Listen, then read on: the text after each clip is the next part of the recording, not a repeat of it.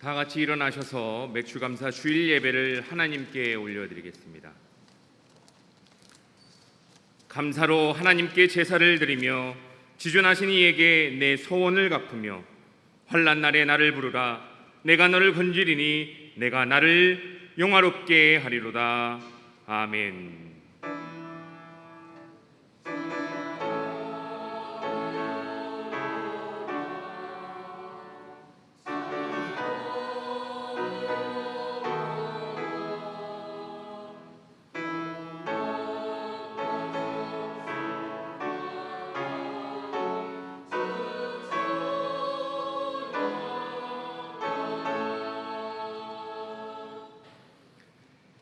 해가 돋는 데서부터 해가 지는 데까지 온 땅의 백성들에게 영광을 받으실 하나님, 호흡이 있는 자마다 여호와를 찬양하라는 말씀을 기억하며 저희가 감사와 찬미의 제사를 드리며 하나님 앞으로 나왔습니다. 우리가 드리는 간절한 기도에 귀를 기울여 주시고 은혜를 사모하는 심정을 헤아려 충만한 은총을 내려 주옵소서. 지친 몸에 안식을 주시며 상처난 마음에 위로와 평안을 주옵소서.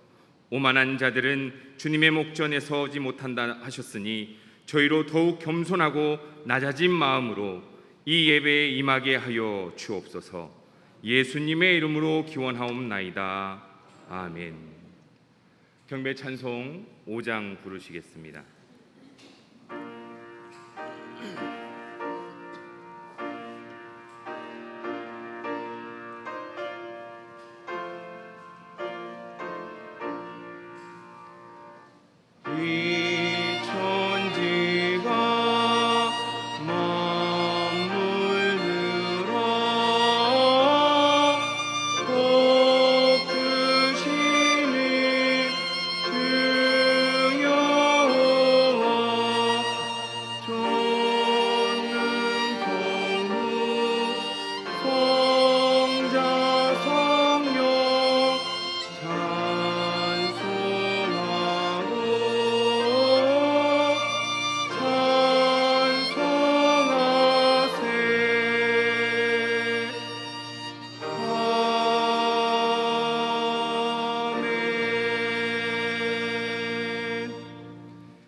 지극히 높으시고 거룩하신 하나님 앞에 나의 죄와 허물을 고백하는 참회의 기도를 드리겠습니다.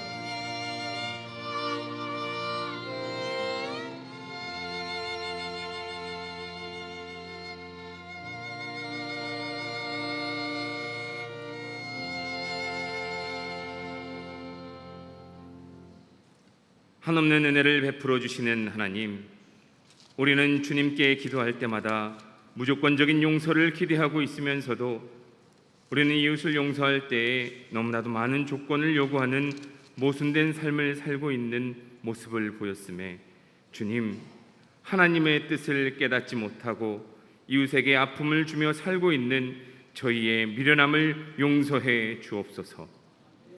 너희 하나님 여호와께서 너희에게 명령하신 모든 도를 행하라. 그리하면 너희가 살 것이요 복이 너희에게 있을 것이며 너희가 차지한 땅에서 너희의 날이 길리라. 아멘. 다 함께 사도신경으로 우리의 신앙을 고백하겠습니다. 나는 전능하신 아버지 하나님 천지의 창조주를 믿습니다. 나는 그의 유일하신 아들 우리 주 예수 그리스도를 믿습니다. 그는 성령으로 잉태되어 동정녀 마리아에게서 나시고 본디오 빌라도에게 고난을 받아 십자가에 못 박혀 죽으시고 장사된 지 사흘 만에 죽은 자 가운데서 다시 살아나셨으며 하늘에 오르시어 전능하신 아버지 하나님 우편에 앉아 계시다가 거기로부터 살아있는 자와 죽은 자를 심판하러 오십니다. 나는 성령을 믿으며 거룩한 공교회와 성도의 교제와 죄를 용서받는 것과 몸의 부활과 영생을 믿습니다. 아멘. 찬송가 44장 부르시겠습니다.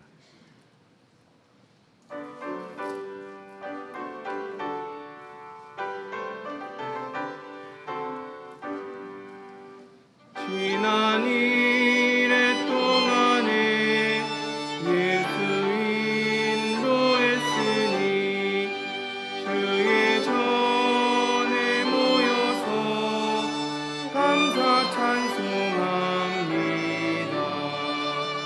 가장 복된 이날은 하늘 안식도로다. 가장 복된 이날은 하늘 안식도로다. 주의 공로 힘입어 은혜 주신 빌때에 화목하게 하시고 죄를 벗겨주소서. 세상 걱정 버리고 은혜 받게 하소서. 세상 걱정 버리고 은혜 받게 하소서. 하나님의 이름을 찬송하러 왔으니 모임 중에 계시고 영광 나타내소서. 기쁜 하늘 잔치에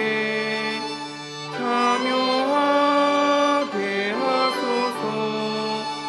기쁜 하늘 잔치에 참여하게 하소서.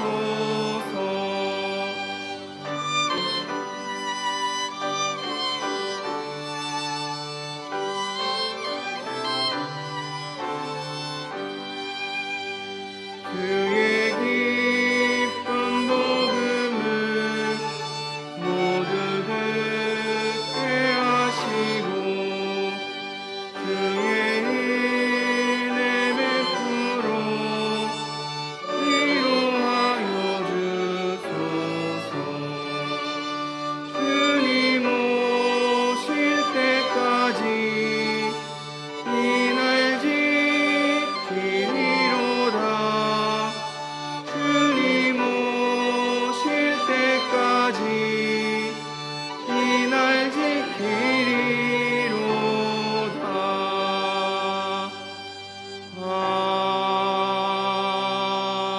아멘.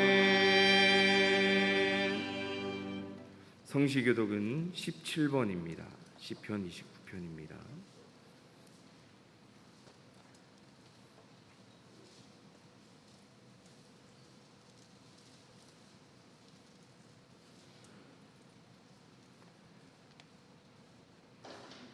너희 권능 있는 자들아 영광과 능력을 여호와께 돌리고 돌릴지어다.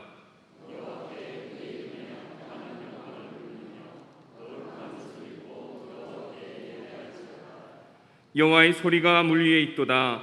영광의 하나님이 우레소리를 내시니 여호와는 많은 물 위에 계시도다.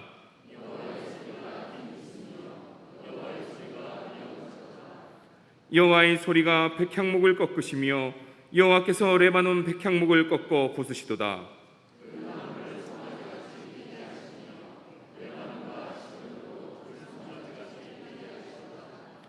여호와의 소리가 화염을 가르시도다.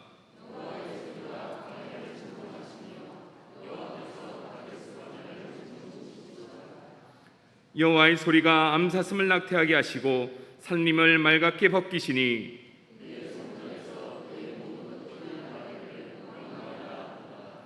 여호와께서 홍수 때에 자정하셨으며 여호와께서 영원하도록 왕으로 자정하시도다.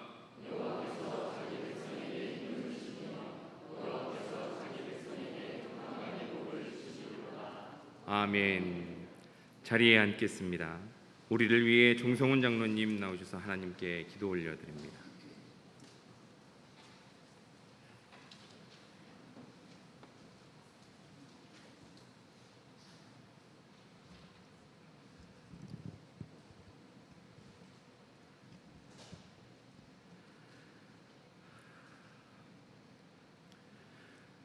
만유의 주주가 되시며 말씀으로 역사하시는 거룩하신 하나님, 미물 같은 우리를 사랑하시며 너는 내 것이라고 부르셔서 예배자의 자리에 있게 하심을 감사드립니다.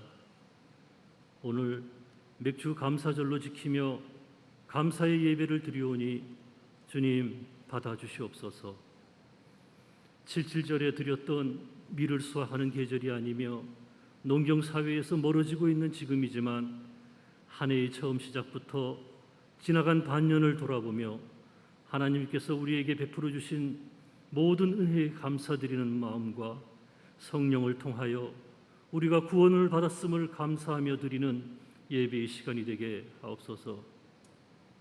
우리의 본분을 다함이 미약하고 보잘것없었지만 많은 열매 맺게 하신 하나님께 감사드리며 범사에 감사하라는 말씀이 우리의 삶에 그대로 이루어질 수 있게 하옵소서. 이스라엘 백성들이 고아와 과부와 나그네와 레위인을 기억하고 도왔듯이 우리 모두 사회 속의 약자를 기억하며 성도로서의 본분을 다하게 하옵소서. 우리들의 섬김이 입술로만 내세우는 섬김이 되지 않게 하시고 서로 무난하며 행함이 있는 섬김이 되게 하옵소서. 자비로우신 하나님, 어려움에 처한 성도들이 있음을 기억하여 주시옵소서. 육체적으로 정신적으로 힘들어하고 있는 성도들에게 은혜를 베풀어 주시어 번민 속에 마음이 힘을 잃어갈지라도 하나님은 내 마음의 반석이시오 영원한 분기지시다 고백하고 확신하며 희망을 내려놓지 않게 하옵소서. 어린이를 통하여 천국의 비밀을 가르쳐 주신 하나님, 위드 코로나 이후 처음으로 여러 프로그램을 준비하여 여름 성경 학교를 진행합니다. 아이들의 마음이 세상 길로 나아가는 일이 없도록 그 마음들을 붙잡아 주시옵소서. 참여하는 모든 이들이 무더위 속에 건강 잃지 않도록 보호해 주시고 어린 생명들뿐만 아니라 부모님들도 함께 은혜 받는 여름 성경 학교가 되도록 하옵소서. 모든 준비 과정에 교역자, 교사, 봉사자들이 한마음 한뜻으로 연합되게 하시고 감사함으로 사명을 잘 감당하게 하옵소서. 모든 성도들이 믿음의 다음 세대를 위해 한마음으로 기도하며 헌신하게 하옵소서. 담임 목사님의 청빙을 위해 기도드립니다. 송사건이 속히 정리되게 하시고 정결한 가운데 청빙할 수 있도록 성결의 은혜를 베풀어 주시옵소서. 청빙위원들에게 성령 충만한 분별력과 하늘의 지혜를 허락하여 주시옵소서. 청빙 과정 가운데 하나님의 섭리와 뜻이 나타나게 하사 온 성도가 한 마음으로 거룩하고 화평한 교회의 모습이 세워질 수 있도록 인도하여 주시옵소서. 우리를 위해 하나님의 말씀을 대언하시는 목사님께 성령 충만하심과 영육간 강건함으로 안위하시고 그 복음의 발걸음이 늘 형통하게 하시옵소서. 말씀을 사모하는 심령들이 마음의 문을 열고 들을 때에 갈급한 심령과 상처받은 마음들이 회복되고 치유되는 축복과 은혜를 베풀어 주시옵소서. 찬양대가 드리는 찬양을 기쁘게 흠향하여 주시옵고 우리의 삶 속에도 늘 향기로운 찬양의 제사가 있게 하셔서 드리는 찬양이 믿음의 증거요 신앙의 고백이 되게 하옵소서. 주님의 이름으로 모이는 모든 처소마다 성령님의 충만하신 은혜가 임하실 것을 믿습니다. 우리 가운데 역사하신 능력대로 우리의 간구드림에 넘치도록 능히 하실 하나님께 모든 영광 올려드리오며 우리 주 예수님의 이름으로 기도드립니다. 아멘.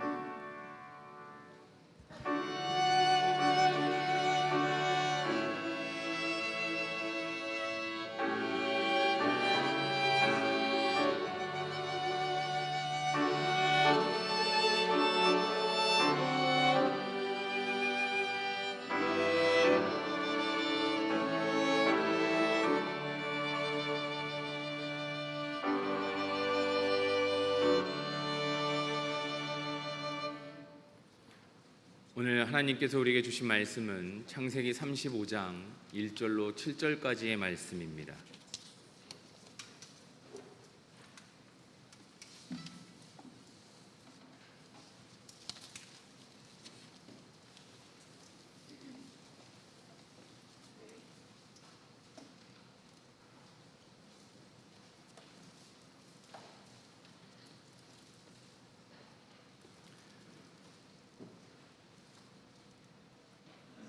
하나님이 야곱에게 이르시되 일어나 베델로 올라가서 거기 거주하며 내가 내 형 에서의 낯을 피하여 도망하던 때에 내게 나타났던 하나님께 거기서 제단을 쌓으라 하신지라. 야곱이 이에 자기 집안 사람과 자기와 함께한 모든 자에게 이르되 너희 중에 있는 이방 신상들을 버리고 자신을 정결하게 하고 너희들의 의복을 바꾸어 입으라. 우리가 일어나 베델로 올라가자. 내 환난 날에 내게 응답하시며 내가 가는 길에서 나와 함께 하신 하나님께 내가 거기서 제단을 쌓으려 하노라 하매 그들이 자기 손에 있는 모든 이방 신상들과 자기 귀에 있는 귀고리들을 야곱에게 주는지라. 야곱이 그것들을 세겜 근처 상수리 나무 아래에 묻고 그들이 떠났으나 하나님이 그 사면 고울들로 크게 두려워하게 하셨으므로 야곱의 아들들을 추격하는 자가 없었더라. 야곱과 그와 함께한 모든 사람이 가나안 땅 루스 곧 베델에 이르고 그가 거기서 제단을 쌓고 그곳을 엘베델이라 불렀으니 이는 그의 형의 낯을 피할 때에 하나님이 거기서 그에게 나타나셨음이더라. 아멘. 할렐루야. 찬양대 찬양으로 하나님께 영광 올려드립니다.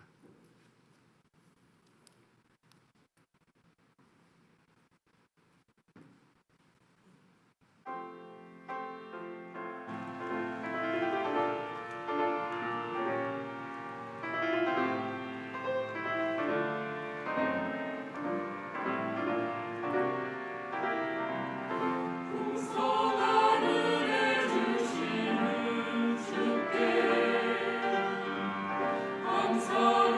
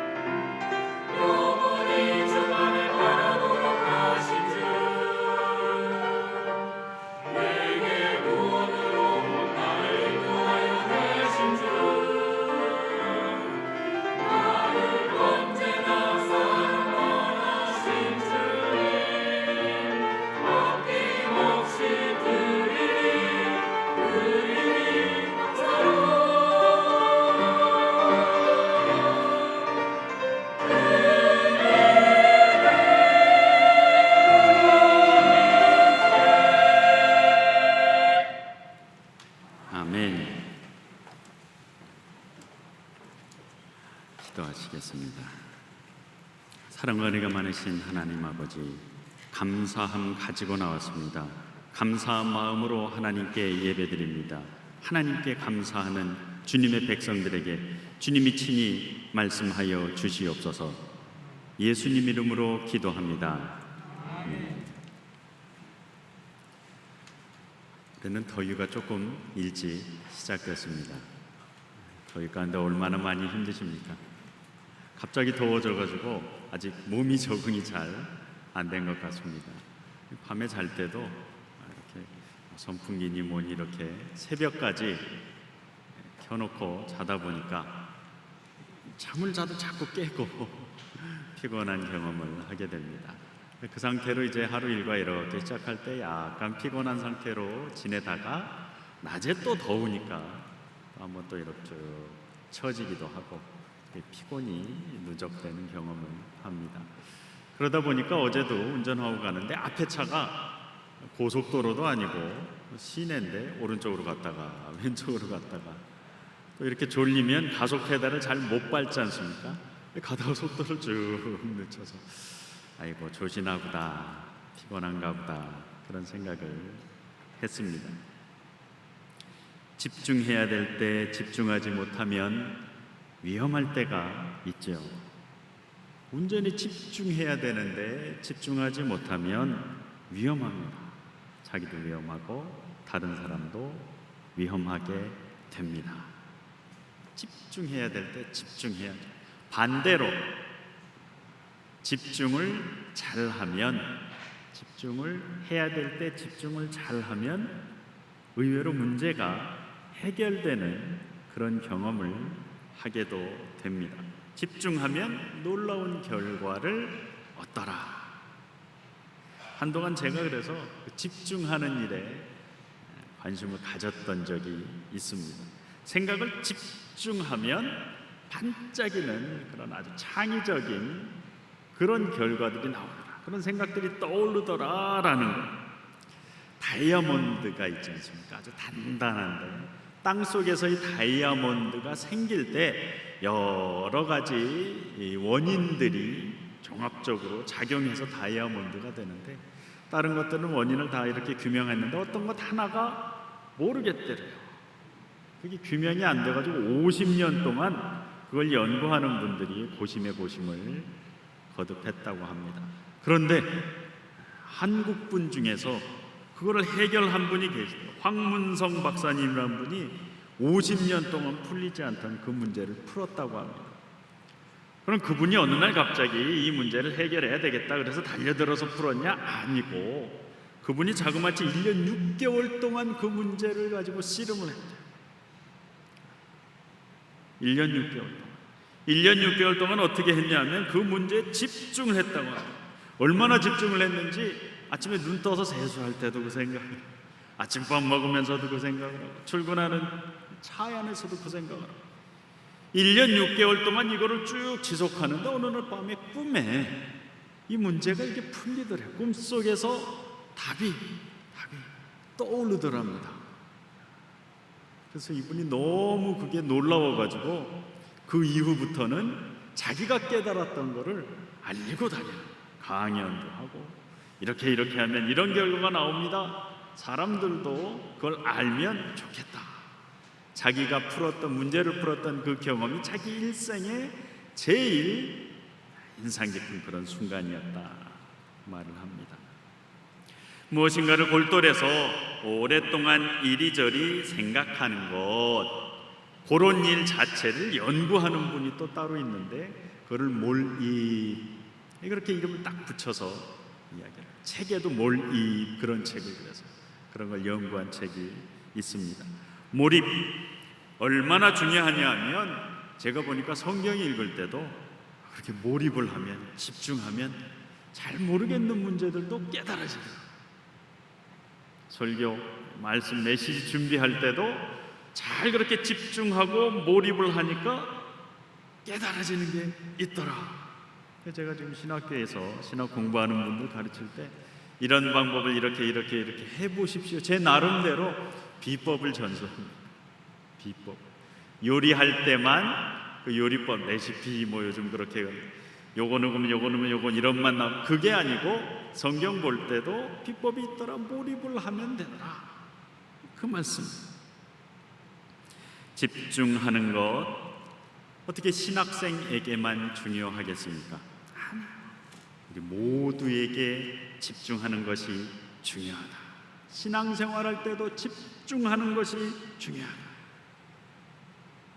교회는 어떻습니까? 지금 효자동 교회 중요하죠. 집중하는 것이 중요하죠. 모두가 다 한 가지 관심사에 몰입하시는 것이 중요하죠. 집중해서 기도하셔야 하고 집중해서 몰입해서 이야기도 하셔야 되고 회의도 하셔야 되고 몰입하는 것이 중요합니다. 이렇게 몰입을 하면 어떤 결과가 나오는지, 몰입하지 않으면 어떤 결과가 초래돼, 그런 것에 관해서 잘 보여주는 사람이 있더라. 누구냐? 오늘 본문에 나오는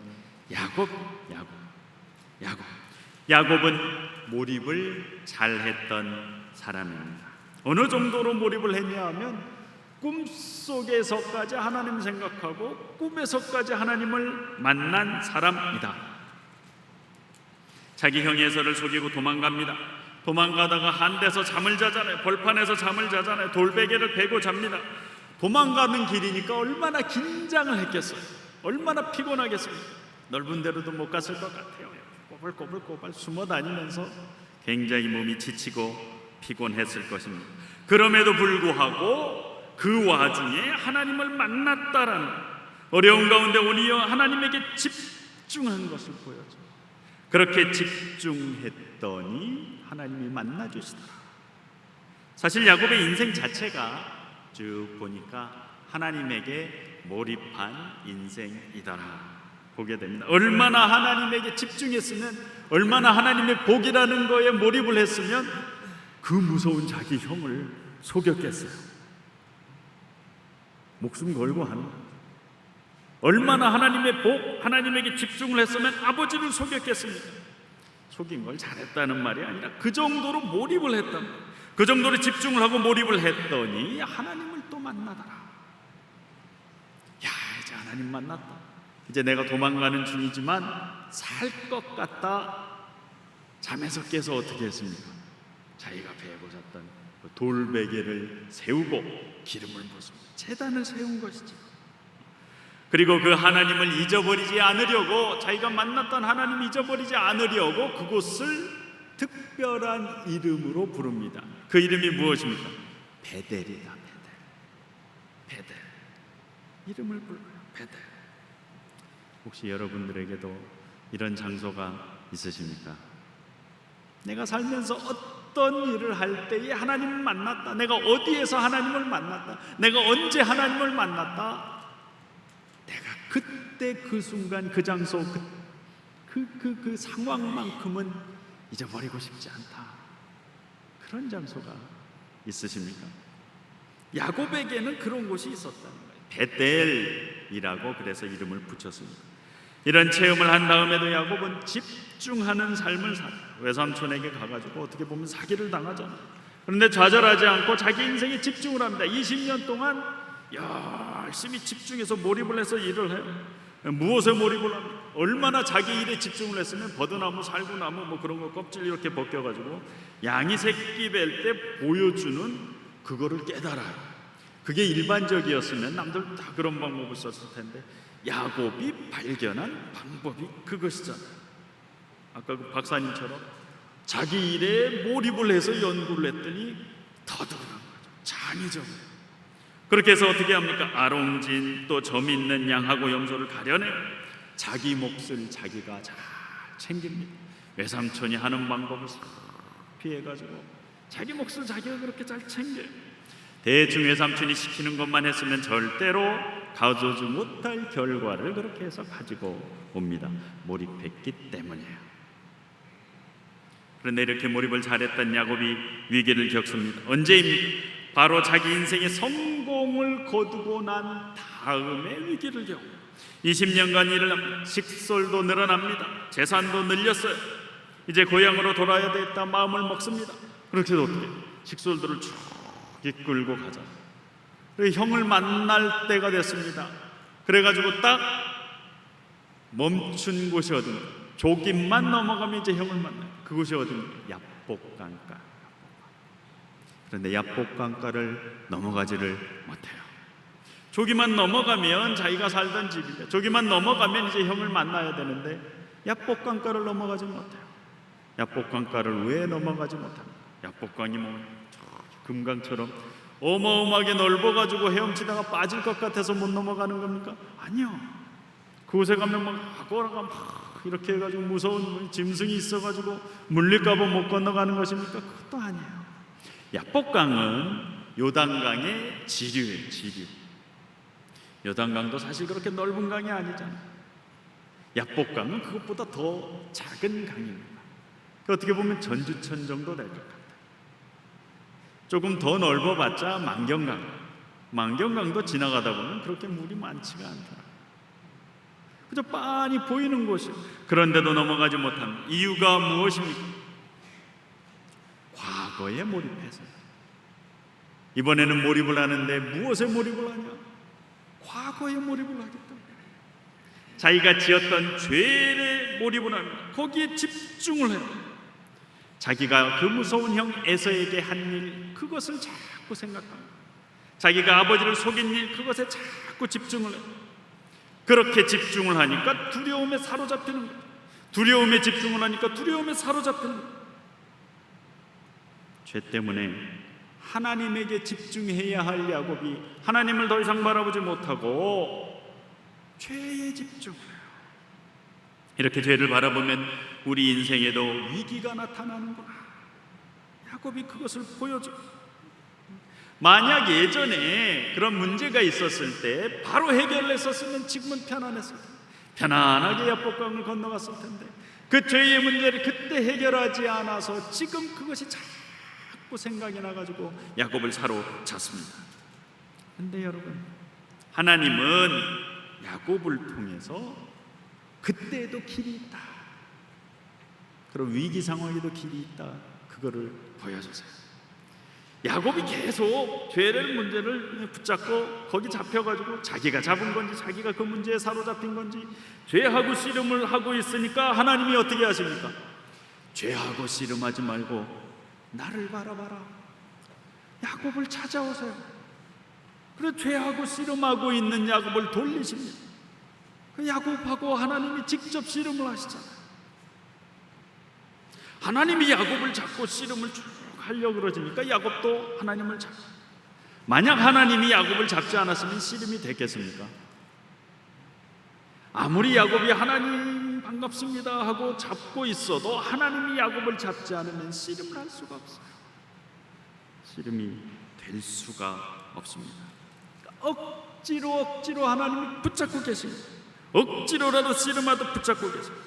그렇게 하나님이 집중하게 하시는구나. 그게 하나님이 우리를 사랑하시는 방법이구나. 그걸 깨닫게 돼요. 우리는 서로 과거에 얽매일지라도, 내가 과거를 붙잡을지라도 하나님은 그런 우리를 불쌍히 여기셔서 직접 우리를 찾아오셔서, 직접 우리를 찾아오셔서 그 손 놓게 하시고 하나님을 붙잡게 하십니다. 강권적으로 그렇게 하세요. 물론 그 과정이 항상 쉬운 것은 아니더라. 야곱을 보면 또 알 수가 있어요. 하나님하고 함께 하는 것이 즐거운 일이지만 이런 경우에는 즐겁지 않을 수도 있더라라는 그 말씀. 씨름하는 것이 얼마나 어렵겠습니까? 가끔 이 TV에서 씨름할 때 보시잖아요. 가만히 둘이 잡고 있어요. 몇 분 동안 이렇게 하고 있습니다. 가만히 있으니까 쉬울 것 같은데 카메라를 쭉 확대해가지고 보여줄 때 보면 어떻게, 여기 옆에 보면 땀이 툭툭툭, 온몸에서 땀이 툭툭툭, 온 힘을 쓰고 있는 거죠. 그냥 볼 때는 가만히 있는 것 같은데 온 힘을 쓰고 있는 거예요, 두 사람. 하나님과 씨름을 한다는 건 목숨 걸고 하는 것이죠. 그러니까 엉덩이뼈가 다 부서지죠. 엉덩이뼈. 야곱은 엉덩이뼈가 부스러지는 고통을 체험합니다. 하나님을 만나서 우리가 죄를 놓고 하나님하고 씨름하는 것이 그렇게 어렵고 힘든 일일 수도 있다. 고통스러운 일일 수도 있다. 그 말씀. 그러나 비록 힘이 들어도 하나님하고 씨름하는 것이 은혜입니다. 죄랑 씨름하는 것 아니고 힘들고 어려워도 하나님하고 씨름하는 것이 은혜. 고통스러워도 하나님하고 씨름하는 것이 죄로부터 분리되는 그 과정. 개인적으로도 그렇습니다. 교회적으로도 그렇습니다. 지난 과정을 생각해 보십시오. 얼마나 힘든 일이 많으셨습니까? 그간 일들 쭉 생각해 볼 때 얼마나 아픈 일들이 많으셨어요. 사업의 문제도 마찬가지. 문제가 잘 풀릴 때, 그럴 때는 모르던 일들이 막 어려울 때 생기잖아요. 집안의 일도 마찬가지입니다. 이게 왜 이렇게 안 될까? 고민될 때가 많아. 그럴 때마다 무슨 생각을 하세요? 하나님이 나에게 벌을 주시는 건 아닌가? 하나님이 나를 떠나신 것이 아닌가? 그런 생각하시잖아요. 하나님 왜 나에게 이런 시련을 주십니까? 원망하시게 되잖아요. 그러나 아니다. 고통스러운 게 하나님이 나에게 일부러 벌을 주시는 그럴 때만은 아니다. 일부러 시련을 주시는 것만은 아니다. 그 말씀. 내가 힘들고 고통스러울 때가 오히려 야곱처럼, 야곱이 보여주는 것처럼 하나님이 나를 붙잡고 씨름하시는 때다. 그럴 때가 있다는 말씀. 아무 일 없이 평온했던 것, 그때는 오히려 하나님을 안 볼 때잖아요. 아무 일이 없고 평안하니까 하나님을 찾을 필요가 없잖아요. 그럴 때는 우리가 하나님과 관계가 없는 때일 수가 있습니다. 그래서 그때가 오히려 영적인 위기입니다. 반대로 힘들고 고통스러울 때, 그때는 우리가 바로 하나님과 씨름을 하고 있는 때. 씨름을 하고 있는 때. 야곱이 그것을 알게 합니다. 이런 은혜를 받은 야곱이 다시 번성, 약복강가를 건너서 형과 잘 문제가 해결이 돼. 그 다음에 세겜에 갑니다. 세겜에 정착을 해. 땅을 사자. 땅을 샀다는 말은 거기 이제 산다는 말. 땅을 샀다. 오늘 본문 앞에 이야기가 그것입니다. 세겜의 땅을 산다. 요즘 말로 하면 세겜의 부동산을 산다. 세겜의 집을 산다. 거기서 또 자손이 번창한다. 오늘 앞부분, 본문 앞부분이 그런 것들을 쭉 보여줘. 모든 것들이 다 잘 되는 것처럼 보입니다. 그러나 모든 것들이 다 잘 되고 있습니까? 오늘 본문 시작부터 하나님이 뭐라고 하세요? 하나님 시작부터 대뜸 일어나서 베델로 올라가서, 베델로 올라가라고. 세겜에서 모든 것이 잘 되면 하나님이 그냥 두셔도 될 것 같은데 거기에서 일어나서 베델로 올라가라. 무엇을 말합니까? 세겜에서 잘 살고 있는 것이 아니었다라는 것. 하나님은 오늘 본문 시작부터 말씀하십니다. 일어나라, 베델로 올라가라, 베델에 거주해라, 거기에서 제단을 쌓아라. 하나님의 명령을 하세요. 이해할 수가 없습니다. 잘 살고 있는데, 세겜에서 나름대로 정착하고 땅도 샀는데 왜 도대체 옮기라 그러시는 겁니까? 왜 이사를 하라 그러시는 거죠? 도대체 왜 베델로 가라 그러시는 겁니까? 사실 베델로 가라는 말은 지금 그 순간에 죽으라는 말이나 마찬가지였어요. 그냥 단순히 이사를 가는 것이 아닙니다.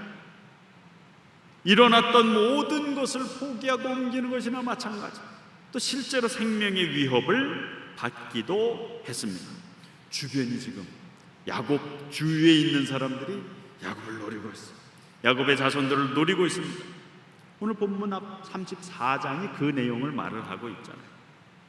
야곱의 아들들이 세겜에 살던 많은 사람들을 죽였습니다. 죽였어요. 성경에 특히 구약 쭉 보다 보면 읽기가 참 곤란한 부분들이 있습니다. 그런 곳이 몇 군데가 있는데 창세기 34장이 그런 곳이에요. 참 읽기가 힘든 그런 부분입니다. 있어서는 안 될 일들이 일어나요.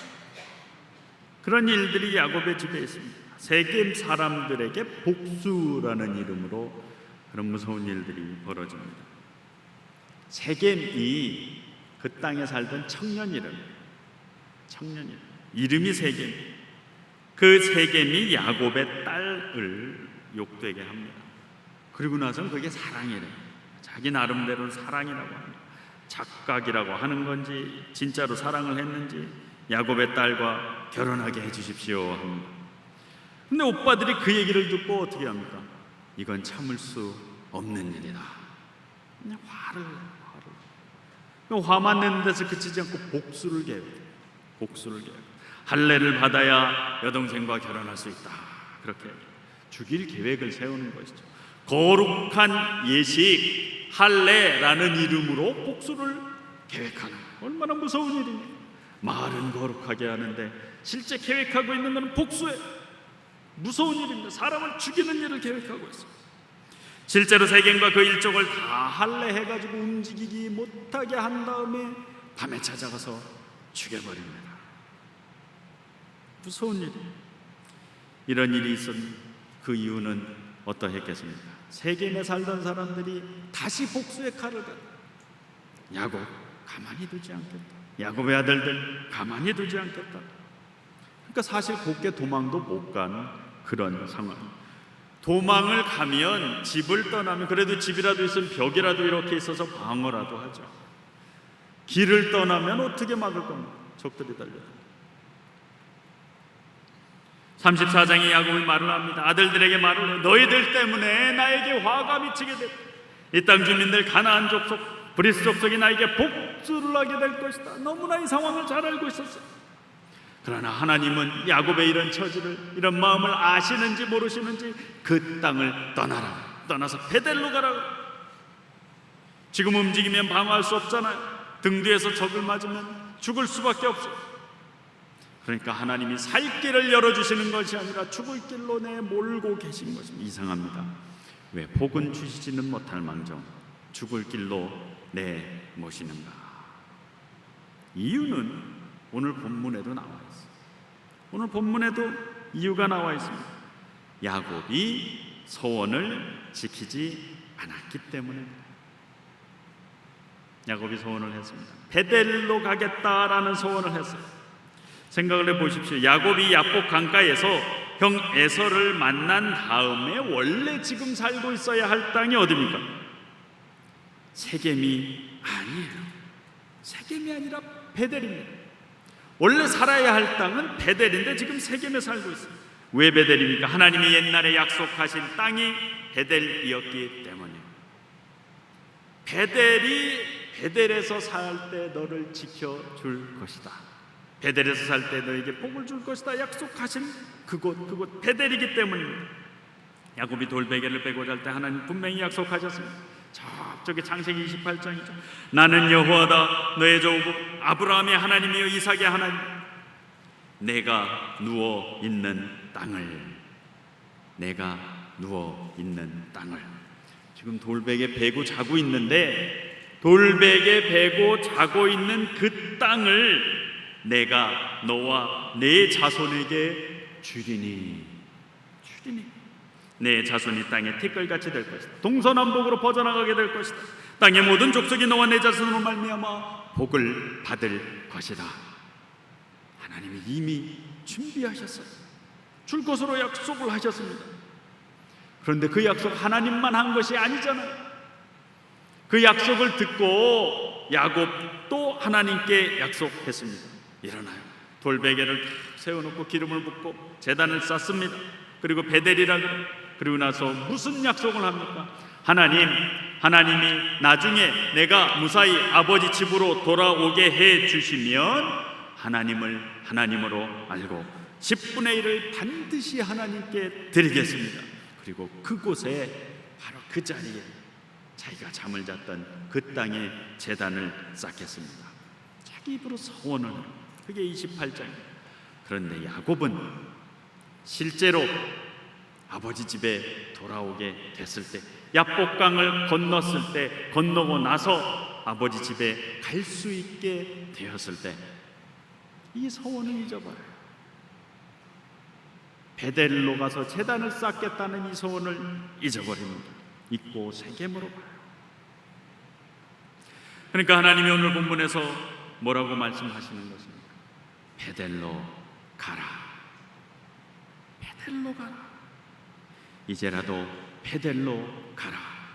약속의 땅으로 가라. 하나님이 명령하십니다. 세겜은 영적으로 약속된 땅이 아니었습니다. 그저 자기가 보기에 좋은 땅이었지 약속된 땅이 아니었어요. 그래서 베델로 올라가라 명령하십니다. 여러분, 혹시 우리도 하나님을 또 잊은 것 아닙니까?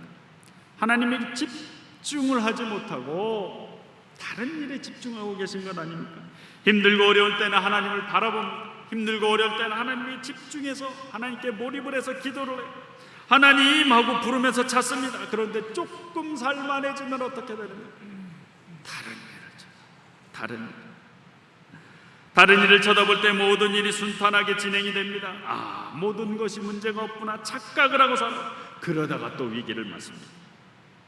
하나님은 이런 우리에게 어떻게 해서라도 하나님을 바라보게 하시잖아요. 야곱에게 하신 것처럼 우리에게도 그렇게 해서 다시 또 하나님 보고, 그러다가 또 우리가 원하는 것에 집중을 하게 됩니다. 이게 계속 반복이 됩니다. 야곱에게 하나님은 베델로 올라가라 말씀하십니다. 하나님이 준비하신 곳이 베델이기 때문이요. 효자동 교회를 위해서 준비하신 곳은 어디입니까? 베델이잖아요. 이 교회를 위하여서 준비하신 곳, 하나님이 준비하신 곳도 베델이에요. 그런데 우리는 그걸 깨닫지 못할 때가 있습니다. 그래서 다른 곳을 찾아, 다른 곳을 쳐다보고, 그래서 세겜으로 가요. 심지어 자기가 자기대로 말한 은혜의 장소 베델로도 가지 않습니다. 까맣게 잊어버려요. 그럴 때라도 하나님은 고개를 돌리라 그러세요. 베델을 바라봐라. 베델로 올라가라 말씀하세요. 그런데 이제는 하나님이 우리가 너무 그러는 걸 아니까, 자꾸 잘 잊어버리는 걸 아니까 아주 확실하게 이번엔 하십니다. 어떻게 하세요? 아주 단도리를 잘 하세요. 이런 어려운 과정 거쳐서 다시 찾은 베델을 그냥 베델이라고 하지 않으세요. 새로운 이름을 붙이게 하십니다. 무엇이라고? 엘베델이다. 엘베델이다. 7절 말씀. 그가 거기서 제단을 쌓고 그곳을 엘베델이라 불렀으니. 새로운 이름을 붙여주세요. 벳엘은 무슨 뜻입니까? 하나님의 집이에요. 벳엘은 하나님의 집입니다. 엘베델은 무슨 뜻입니까? 하나님의 집의 하나님. 하나님의 집의 하나님. 하나님은 이름을 바꿔 부르게 하셨습니다. 이제는 제발 베델을 잊어버리지 말아라, 그런 뜻이죠. 그 땅의 처음 이름은 루스였어요. 오늘 본문에도 루스였습니다. 하나님을 만났을 때는 그냥 루스입니다. 그런데 돌베개를 베고 자다가 하나님을 만나니까 그것을 잊지 않으려고 베델이라고 이름을 새롭게 붙였어요. 그 이후에 이것저것 방황하다가 하나님 약속 다시 기억하고 찾아왔을 때 베델이 마침내 무엇이 된 것입니까? 엘베델이 된 것입니다. 엘베델. 무엇을 의미해요? 같은 곳이지만, 인간의 눈으로 볼 때는 똑같은 곳이지만 하나님으로 눈으로 볼 때는 바뀐다. 새롭게 된다는 거예요. 우리가 볼 때는 똑같은 곳이지만 하나님의 시와 때가 맞으면 새로운 곳이 됐다는 말. 더 이상 예전과 똑같은 곳이 아니라는 말입니다. 효자동 교회도 생각을 해보십시오. 예전에 이 땅이 교회가 아니었을 때는 어땠겠습니까? 그저 효자동 몇 번지, 그냥 번지로 이 땅이 불렸을 것 같아요. 어쩌면 땅도 여기가 그냥 밭이었을지도 모르겠습니다. 논이었을지도 모르겠어요. 이제 곧 창립 100주년이 되는데 100년 전에는 이 땅이 어떠했겠습니까? 어쩌면 여기 전주천이 지금처럼 막 태풍 오고 물 많이 오고 그러면은 막 넘쳐가지고 여기 막 뻘밭이었을지도 모르겠어요. 그런데 100년 전에 아마 제가 얘기 듣기로는 효자동 이 근처에서 계속 효자동 요 근처 범위에서 교회를 옮기신 것 같아요. 효자동 교회 믿음의 선조들이 어떻게 하셨습니까? 아무것도 아닌 땅에 기초를 닦잖아요. 기둥을 세우잖아요. 벽을 세우고 지붕을 얹어서 이름을 효자동 교회로 불러시잖아요. 루스가 베델된 것처럼 아무것도 아닌 땅, 나에게 아무런 의미도 없던 땅이 효자동 교회가 됐잖아요.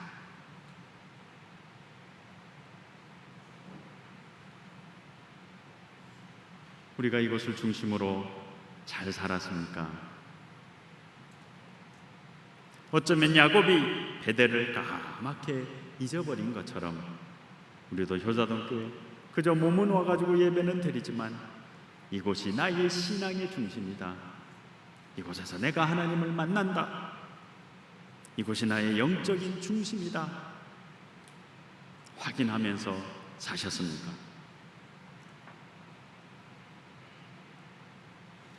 우리는 때때로 그렇지는 못하는데 참 감사하게 하나님이 우리를 그렇게 만들어 가세요. 아까 말씀드린 것처럼 하나님이 우리를 그렇게 만들어 가십니다. 아까 야복강가에서 하나님을 잊어버렸던 야곱, 두려움을 바라봤던 야곱, 하나님이 찾아오셔서 나만 바라봐라 하셨던 것처럼 베델을 까맣게 잊고 세겜에서 나름대로 편안하게 살던 것처럼 보이던 야곱에게 하나님이 다시 찾아와서 나만 바라봐라 한 번 더 하시잖아요. 베델로 올라가자. 베델로 올라가자. 하나님이 다시 한번 야곱의 그 은혜를 회복하시는 것 오늘 본문에서 보게 됩니다. 1절에서 깨닫게 하시는 것 그것이잖아요. 세겜에서 뭉기적거리고 있으니까 베델로 올라가자. 베델로 가야 살 수가 있습니다. 세겜의 그 위험에서 벗어날 수가 있어요. 우리도 마찬가지로 루스의 단계에 있다가 베델의 단계 다 경험하셨잖아요. 이 교회 이제까지 쭉 베델의 단계를 지났습니다. 이제는 무슨 때다? 엘 베델이 돼야 할 때다. 엘 베델이 돼야 될 때다. 오해 없으시길 바랍니다. 엘 베델 다른 어디 있는 것 아니잖아요. 다른 어디 우리가 찾아가야 될 때가 있다는 말씀이 아닙니다. 원래 약속된 땅이 어디라는 말씀이 이곳이라는 말씀. 이곳이 베델이었던 것처럼 이곳이 다시 엘 베델이 될 수 있다. 이곳이 바로 엘 베델이다 그 말씀. 우리가 만약 다른 곳 어떤 좋은 곳이 있다라고 생각하면 어쩌면 그곳이 세겜일 거예요. 그곳이 세겜이 분명합니다. 그러나 하나님은 세겜이 아니다. 인간의 눈으로 볼 때는 다른 어떤 방법이 좋은 것 같고 다른 어떤 곳이 좋은 것 같아도 아니다. 처음 믿음을 약속했던 그곳 베델을 기억해라. 그곳이 엘 베델이 될 것이다 말씀하십니다. 이런 엘 베델로 돌아온 우리에게 돌아가기 위하여서 하나님은 세 가지를 확실히 하라 그러세요. 오늘 본문에서 말씀을 하십니다. 첫 번째가 무엇입니까? 이방 신상을 버리라는 2절 말씀이죠. 두 번째는 무엇입니까? 자기 자신을 정결하게 해라. 세 번째는 무엇입니까? 의복을 바꿔 입어라. 이방신을 버린다는 것, 하나님 말고 다른 것 의지하지 말아라 그 말씀이죠. 자신을 정결하게 한다는 건 무엇을 의미합니까? 속사람을 깨끗하게 해라. 다른 사람 자꾸 이야기할 것 없다. 너의 속사람이 정결해지는 것이 중요하다 그 말씀. 마지막으로 옷을 바꿔 입어라 라는 건 무엇입니까? 다른 사람이 보기에도 바뀐 사람인 것처럼 확실하게 바뀌어야 된다 그 말이죠. 완전하게 바뀌어야 된다는 거죠. 다른 누가 보더라도 객관적으로 인정될 정도로 바뀌어야 한다는 거죠.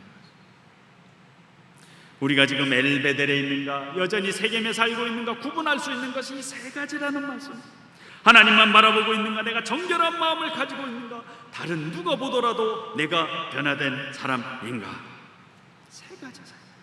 그렇습니다. 우리 스스로 이것만 확인하면 됩니다.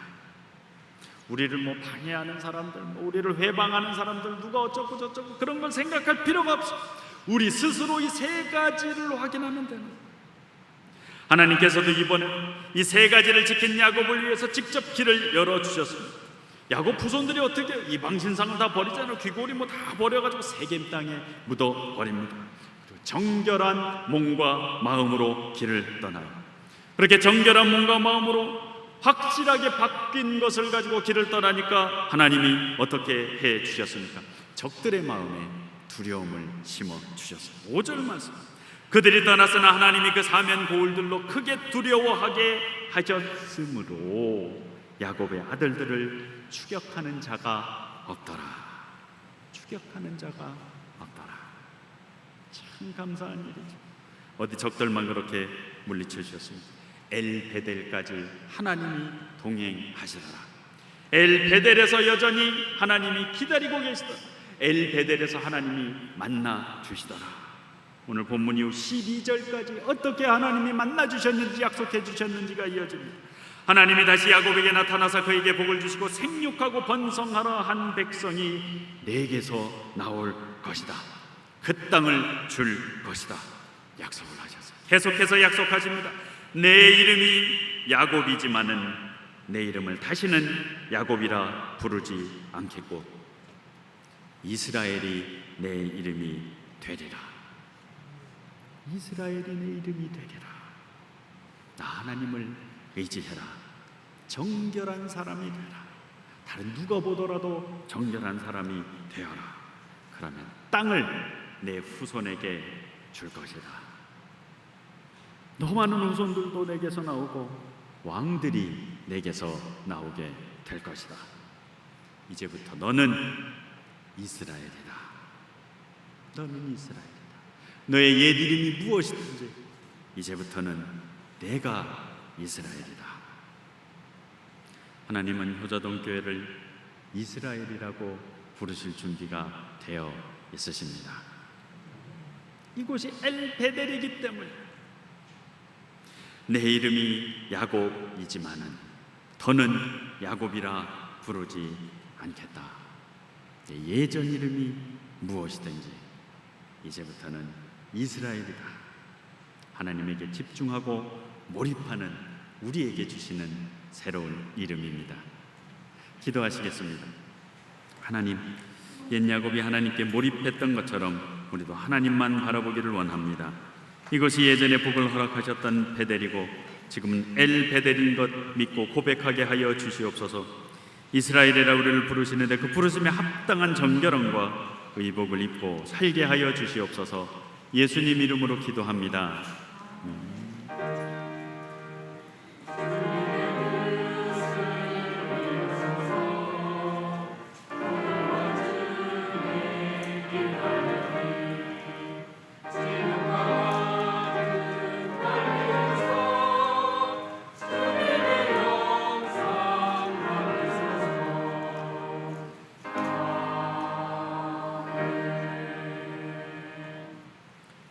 주신 말씀을 기억하시면서 찬송가 384장 부르심으로 준비하신 예물을 하나님께 드리겠습니다. 이름은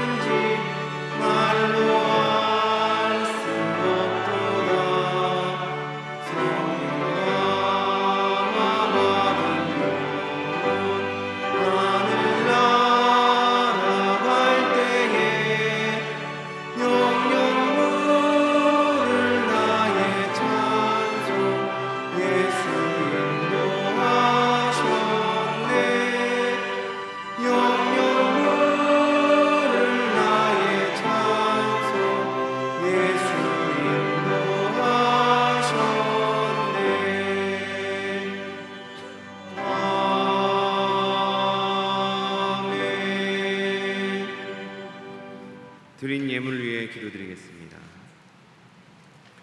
사랑의 하나님 아버지, 날마다 저희에게 말씀으로 찾아오시며 응답하시는 하나님의 은혜를 오늘도 깨달아 알게 하심에 감사드립니다. 저희에게 주신 말씀을 믿음으로 순종할 때에 하나님의 역사하심을 보고 느끼는 삶이 되게 하여 주시옵소서. 저희에게 은혜와 성령이 충만케 하여 주시고 기쁨과 감사를 찬양으로 고백하는 입술이 되게 하여 주시옵소서. 한 주간도 어렵고 힘들어하는 이 세상에 복음을 나타내는 삶으로 평안을 나누는 하나님의 자녀들이 되게 하여 주시옵소서. 오늘도 마음과 정성을 모아 예물을 올려드립니다. 정결한 예물이 되게 하시고 기쁘게 받아 주시옵소서. 예수님의 이름으로 감사하며 기도드립니다. 아멘.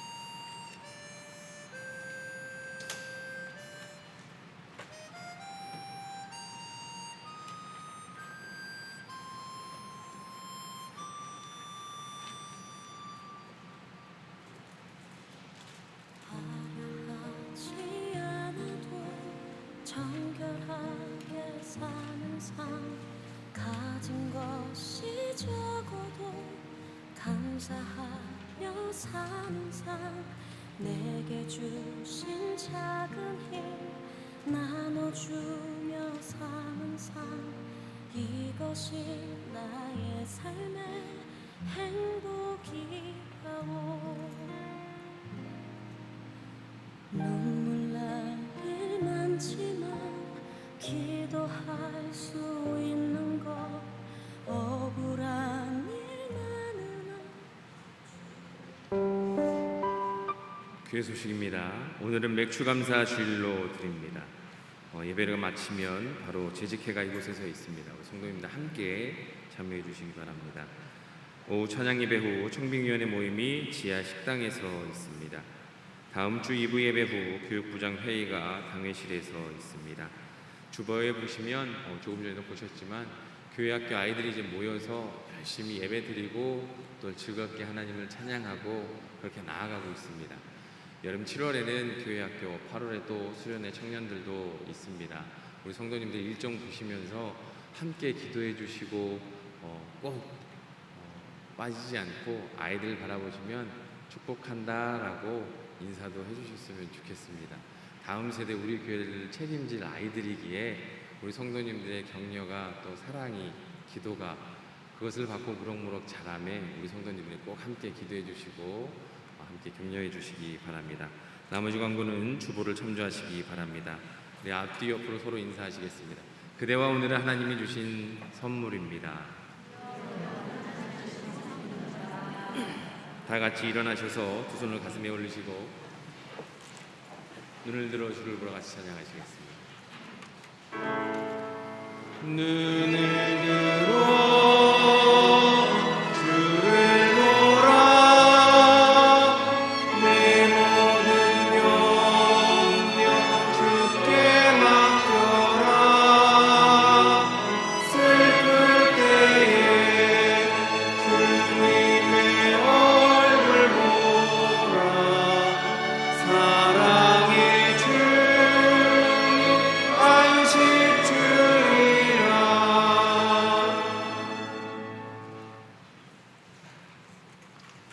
우리 주 예수 그리스도의 은혜와 하나님 아버지의 크신 사랑과 성령의 감화 감동 충만케 하시는 교통하심이 세겜을 떠나 엘베델로 향하고 이스라엘에는 이름에 합당하게 살기로 다짐하는 그자동교의 믿음의 권속들 머리 위, 이 자리에 함께한 주님의 백성들 머리 위, 이제로부터 영원까지 함께하옵시기를 간절히 축원하옵나이다.